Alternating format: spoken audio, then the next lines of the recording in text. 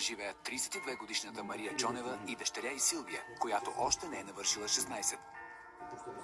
На 25 май 2013 година Мария е сама вкъщи и се заема с обичайните си домакински задължения, когато на вратата се звъни. Тя не подозира, че след секунди ще я връхлети един истински кошмар от миналото й. На вратата е Николай, бившият приятел на дъщеря. Силвия! Значи като го видях това на вратата, направо изтръпнах. Като знам какво ни причини преди, той е такава оттрепка. Обаче после като размислих, реших, че Силвия може да си дойде и просто трябваше да му отворя. Нямах друг избор. Какво искаш, бе? Николай е стар познайник на пернишката полиция. Няколко пъти е задържан за притежание на наркотици и търговия с крадени вещи. Като непълнолетен има условни присъди за хулиганство и нанасяне на тежка телесна повреда. Къде е Силвия? Няма е Силвия. Как така няма Силвия? Няма е Силвия, разкарай се от тук. Кажи ми къде е Силвия? Абе няма да ти кажа къде. Най-голямото изпитание в живота на самотната майка преди година е било опазването на Силвия от криминално проявения Николай. Тя не е очаквала, че ще й се наложи да изживее същия този кошмар наново. За Силвия то Николай беше приключена история. Един път не му отиде на свиждане в затвора. И сега като ми се появи тук на вратата, направо откачих.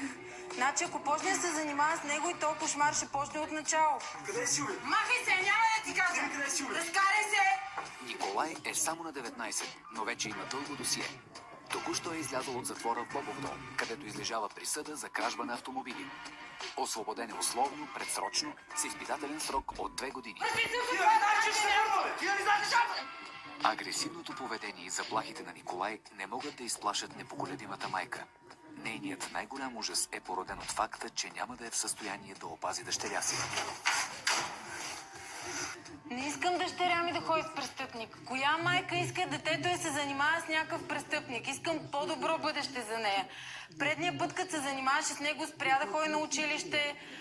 Не можехме да си говориме, постоянно някакви истерии. Тук 2 думи не може да си кажем като хората. Не искам това да се повтаря.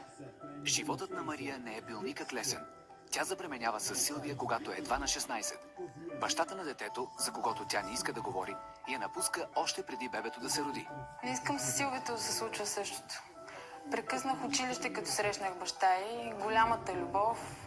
Никой не слушах.